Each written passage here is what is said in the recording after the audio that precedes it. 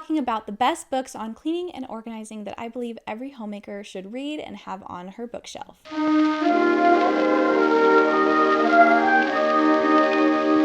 Hi domestic darlings, welcome back. I'm Cheyenne Bullock, the gal behind the blog, Instagram, and YouTube channel and podcast Domestic Daydreams, and the girl who creates the 1950s true crime radio cleaning routines.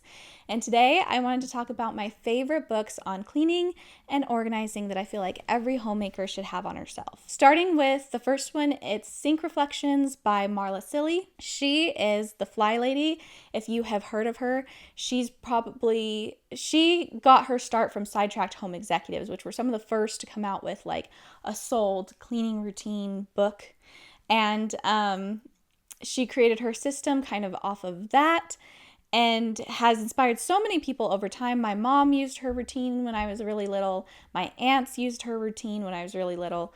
And she's got so many helpful tips and tricks in her book. You don't have to plan on or even want to use her cleaning routine and cleaning system to get a lot of value out of her book. There's so many tips, tricks, beliefs, inspirational anecdotes that I really love about her book, and so I highly encourage everyone read it.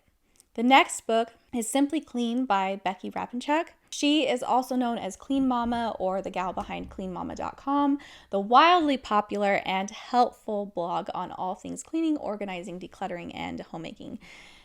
She is awesome. Her book is a little bit more geared towards her routine, but again, I still feel like there's so much that you can glean from it. It's just inspiring to read other homemakers' stories of how they took control and transformed their homes and the systems that they're using to run it. It's also just a really aesthetic book as well. So that's nice too. Moving on to our organization ones is Beautifully Organized, A Guide to Function and Style in Your Home by Nikki Boyd. She is the YouTuber At Home with Nikki, which is one of my absolute favorite YouTubers ever. And I have a whole video that she's included in on my favorite YouTube channels for homemakers. This book's just such an incredibly aesthetic, gorgeous book on cleaning and organizing that I highly recommend having it on your shelf. It's just nice. I'll pull it off my shelf and just look at the pictures every now and then because it's so beautiful, but I love her tips and tricks and how she combines function and beauty in her organizing and homemaking, which is just so satisfying and important for the people that just love the aesthetics like me. And the next is the Beverly Hills Organizer's Home Organizing Bible by Linda Coopersmith. If any of you used to watch the TV show Clean House back in the day with Niecy Nash and Linda Coopersmith and all them, I used to be obsessed with that. And this is Linda Coopersmith, the Organizer's book. And this is the book that I use like the folding techniques and stuff from. On how I fold clothes and towels and washcloths and linens, things like that. And so that was one of the things that I found the most helpful from that book was those like organizing systems that were very nitty gritty. And I really liked that. The next book is Miss Minimalist, Inspiration to Downsize, Declutter, and Simplify by Francine J. And what I loved about this book is it gave perspective on the things that you could get rid of. Like, I liked her recommendation of everyone having like one cup, one bowl, one plate, one set of silverware. And that's all that they had, in their house, really. I guess I don't know if they bought paper plates for entertaining. I don't remember how that system worked for like if they entertained or had guests or if they just didn't entertain and have guests. But I did really, really like that.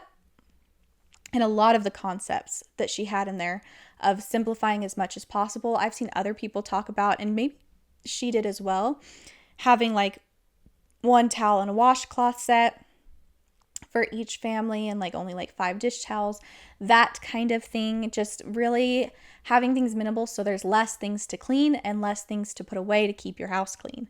And I feel like every homemaker, it's helpful to have those perspectives and think big about what you could possibly pare down on and get rid of, because the less stuff, the easier it is to keep a clean house. And then the final book is The Art of Homemaking by Daryl V. Houle. And this is a vintage book from the 1960s. It's actually kind of hard to get your hands on. I found it at a thrift store in Utah. But it had a lot of great tips and tricks in it. She reads a little bit judgmental and harsh sometimes. Sometimes it wounds my ego a little bit to read her book, but she does have so many great tips.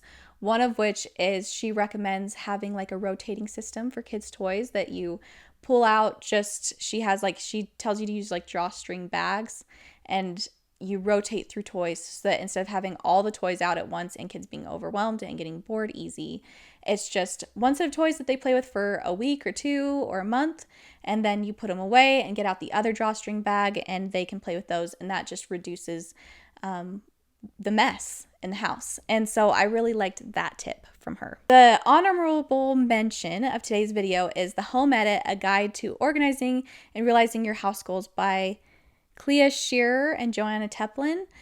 I haven't read this book yet. It's on my to-read list, like my to-read next list. I'm hoping to purchase it and read it and look through it. It looked like it had lots of pretty pictures in it too, which I'm a sucker for. So I figured I would shout that book out as well because it is the next book up in what I plan to read for my homemaking collection. But I hope that maybe a book on here stuck out to you. If I had to recommend, just 2 books, I would probably recommend Miss Minimalist and either the Beverly Hills Organizer's Home by Organizing Bible, or Beautifully Organized. That way you've got like an organization book, and then the minimalism one is just also so good because paring down is one of the best things that you can do. Unless you're looking specifically for cleaning routines, but if you are, you can skip the books and watch my videos on the Clean Mama routine and the Fly Lady routine instead, if you just want to get an overview first and then decide which one of those books to buy for yourself if one of them stands out to you. But it was so great to talk to you today. I can't wait to see you next time.